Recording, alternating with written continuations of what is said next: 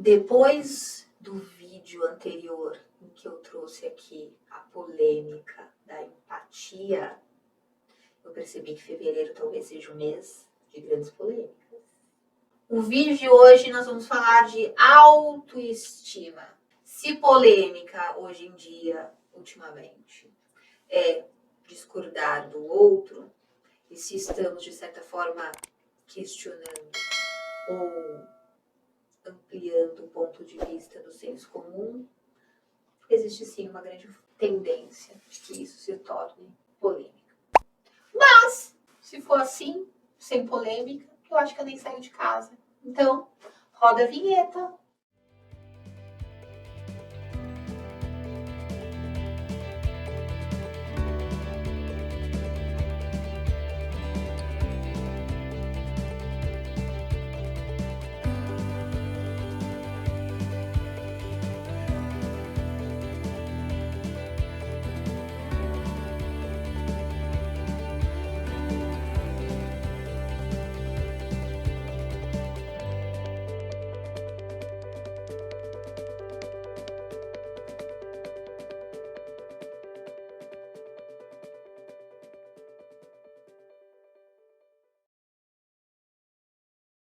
Então, o que eu propus, o que eu proponho aqui falar sobre autoestima é essa grande cilada que a palavra autoestima tem nos colocado nos últimos tempos.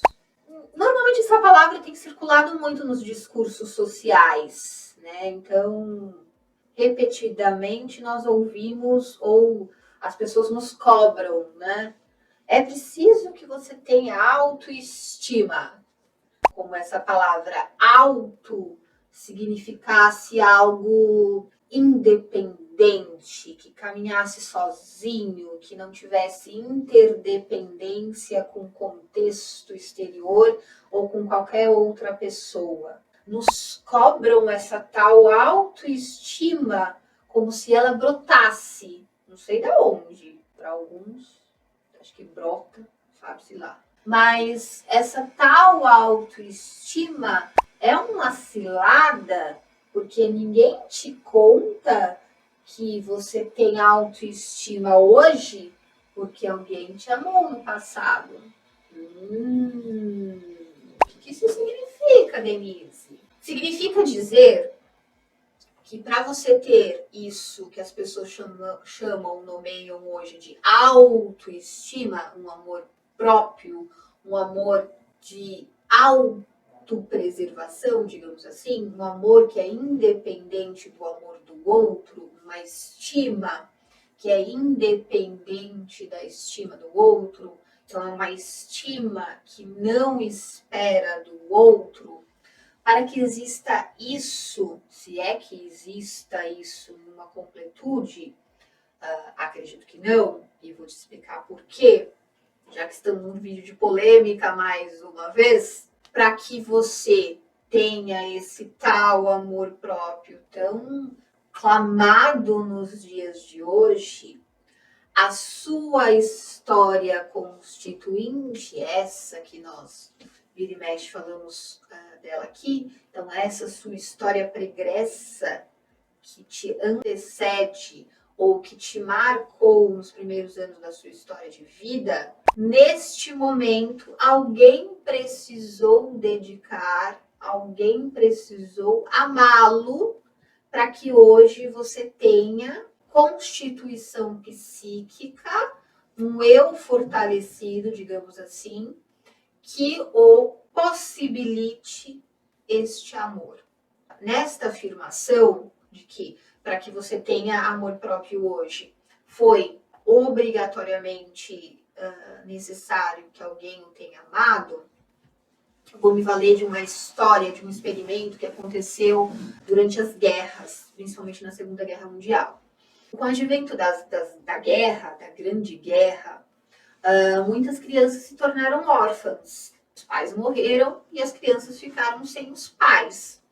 E essas crianças órfãs foram, no pós-guerra, direcionadas para instituições, para orfanatos, E lá elas viveriam por algum tempo, né? Nesse mundo que estava ali se reconstruindo. E durante esse experimento, eles verificavam que, como eram muitas crianças, né, muitos órfãos vítimas desse período pós-guerra, nessas instituições, eles tinham lá um determinado número de funcionários e esses funcionários conseguiam dar conta, as enfermeiras conseguiam dar conta apenas das necessidades básicas dessas crianças. Então, elas eram limpas, eram alimentadas. Para essas crianças, era um provido básico.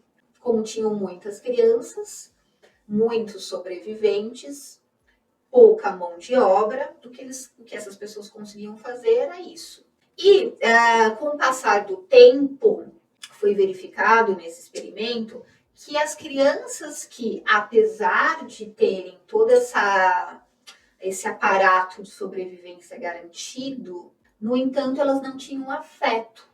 Então, não tinha braço suficiente, não tinham pessoas suficientes que pudessem acalentar, conversar, dar afeto, dar carinho, dar atenção para todas essas crianças.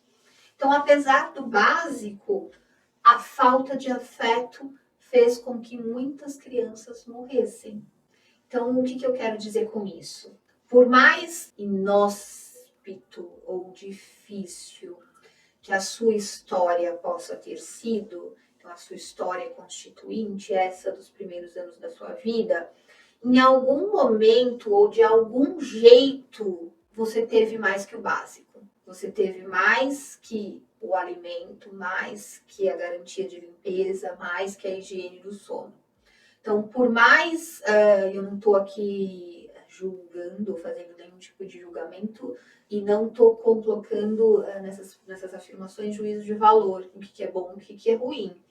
Mas, pensando na sua história, por mais complexa que ela tenha sido, em algum momento houve um afeto, nem que ele tenha sido precário, nem que tenha sido arcaico, mas algo muito próprio, muito característico da sua história, lhe garantiu uma sobrevivência com o mínimo, mesmo que esse mínimo para você lhe pareça muito pouco, olhando hoje para trás. Então, se em alguma medida você sobreviveu a esse período complexo, inóspito, difícil, desconfortável, é porque houve um mínimo de afeto. E autoestima, quando se exclui completamente a participação deste outro, exclui também que nós existimos através de um olhar de um outro. Nem que tenha sido esse outro que foi capaz de nos gerar, de fazer a manutenção da nossa vida nesse período tão que a gente depende muito de cuidados. Para a psicanálise, nós sempre existimos sobre o olhar do outro e nós somos desejo do outro. Isso lá no princípio também da vida. Porque, vamos pensar no nosso nome. O nome é a coisa mais importante que alguém pode ter. Por quê? Porque a nossa família, alguém já esperava por nós antes mesmo do nosso nascimento. Então, nós somos nomeados antes da nossa existência. Nós somos esperados. Então, de certa forma, nós já somos amados, queridos, desejados, nomeados por um alguém antes mesmo da nossa existência.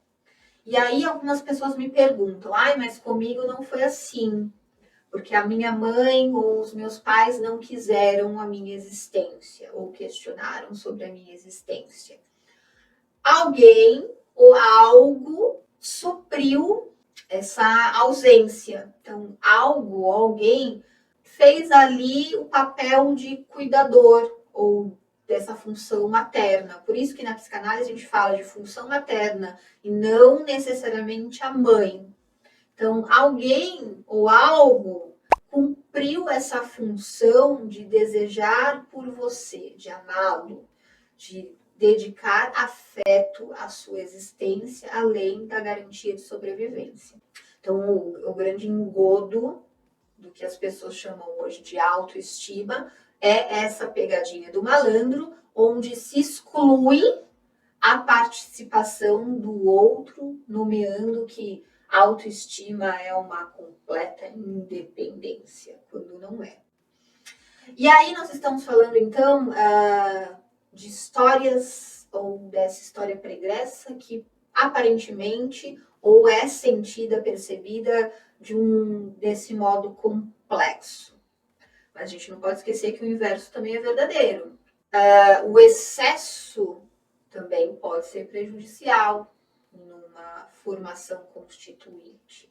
Então, esse narcisismo primário que está em constituição para essa criança, para esse infante, para esse sujeito em formação, a falta é importante. Então, essa função materna, de certa forma, precisa falhar em algum momento.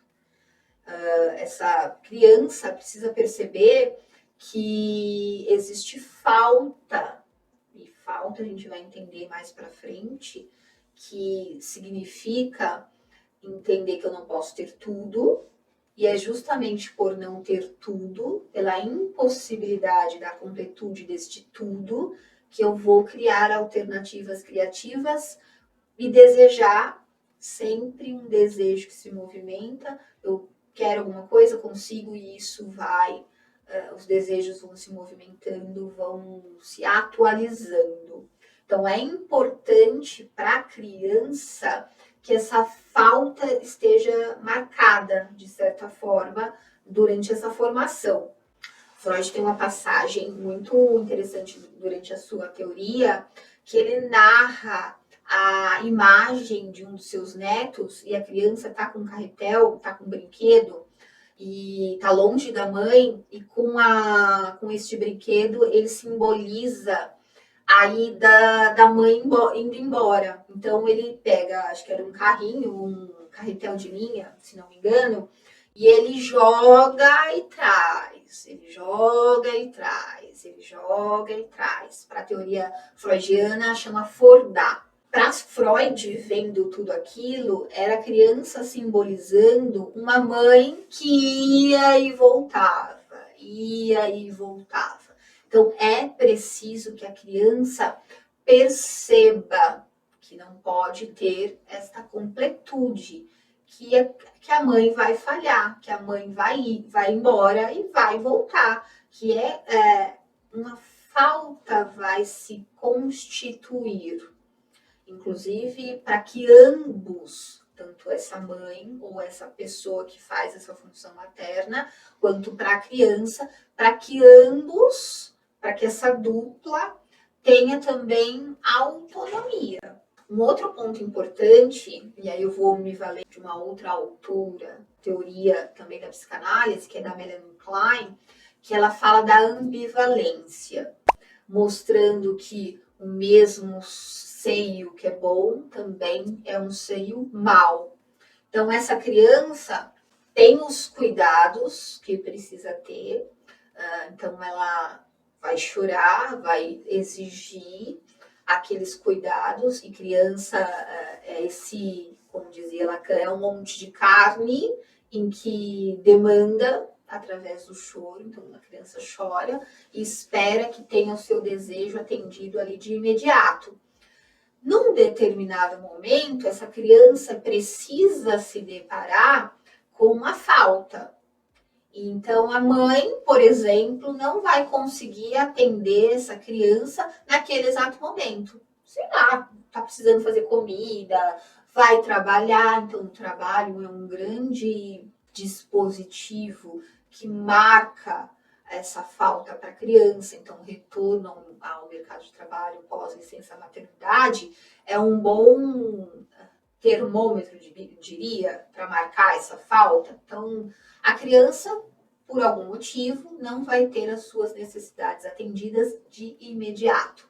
Então, o mesmo seio que dá é o mesmo seio que tarda a entregar essa satisfação imediata. E isso é importante para a constituição do narcisismo primário desta criança e deste sujeito. E aí a gente fecha o pensamento pensando nesses extremos, nesses dois polos de uma história complexa, inóspita, difícil de desamparo, em que este afeto é sentido como muita falta. Em outro extremo, nós podemos ter uma mãe que não demonstra falta para essa criança. De certa forma, está sempre ali presente na expectativa de atender a todo custo e a todo tempo as demandas desta criança. Num extremo, nós temos uma história que pode ser marcada de uma forma muito árida, no sentido de falta de afeto, e no outro nós temos o excesso. O excesso pode ser tão prejudicial para a constituição desse narcisismo quanto a falta. Então, aí o Winnicott, que é um outro psicanalista pós-freudiano, ele é muito sábio quando ele diz que essa função materna, essa mãe, precisa ser suficientemente boa, nem menos e nem mais. Mas quem é que dá essa medida? O que é suficientemente bom? O suficientemente bom, quem vai dizer e quem vai ditar o que é bom para aquela relação são essa dupla de mãe ou de função materna e dessa criança. Esses dois personagens de uma história tão importante é que vão conseguir determinar de forma simbólica o que é suficientemente bom. E tá aí uma tarefa, mais uma vez, complexa, porque se nós somos marcados por essa história e não saímos ilesos, Freud foi questionado, né? Como criar filhos? A resposta que ele deu, de forma muito honesta, inclusive, é: saiba que você vai errar, porque essa medida de suficientemente bom é simbólica, é muito intangível, é difícil de ser calculada. Mais uma vez, nós não somos uma ciência exata. Então, muito provavelmente, você como pai, você como mãe, você vai errar. Como disse Freud, faça com amor. Então, os pais são os culpados que erram sem culpa, porque erram fazendo aquilo que podem, aquilo que conseguem, aquilo que está também dentro das capacidades que eles têm e que eles conhecem de dar afeto e do que conhecem de amor. Mais uma vez, a gente encerra aqui com autoestima. Eu só consigo ter autoestima se eu já fui amado por alguém, principalmente nessas primeiras fases da minha vida, nos meus primeiros anos de vida. E eu só consigo amar, não só a mim mesmo, mas também o outro, se eu conheço de alguma forma algum tipo de amor. E aí os tipos de amor ou tipos de expressão de afeto são variados. Então, normalmente, o jeito que eu expresso o afeto é o jeito que me ensinaram também a expressar afeto. Então, a análise também pode ser um caminho para se reconstruir essa engrenagem. Então, de repente, eu acho ou eu avalio que o jeito que eu expresso o afeto, de alguma forma, já não me faz sentido. O convite está aí para essa reelaboração. Então, se a gente repete aquilo que conhece, é desconstruindo aquilo que conhecemos que nós temos capacidade de construir o novo. Inclusive autoestima, inclusive a capacidade de amar. Então, mais uma vez, espero que a polêmica tenha sido proveitosa para você e que, de certa forma, tenha te provocado reflexões importantes. O meu convite para que você vá ampliando seus pontos de vista e, quem sabe, nós nos encontramos aí nos consultórios, nos bate-papos aí. Deixe seu comentário para a gente conversar. Eu vou deixar eu tenho recebido solicitações para deixar informações de agendamento comigo, então eu vou deixar também na descrição desse vídeo. Então, qualquer coisa, lá tem o meu telefone, e-mail e minha agenda online para marcação de consultas. Então, é isso. Nos vemos nos próximos episódios, nos próximos encontros, nos próximos vídeos. E quero pedir para você também deixar sua sugestão de tema para a gente sempre manter este canal atualizado e respondendo seus questionamentos mais esclarecedores. Um beijo, tchau, até a próxima.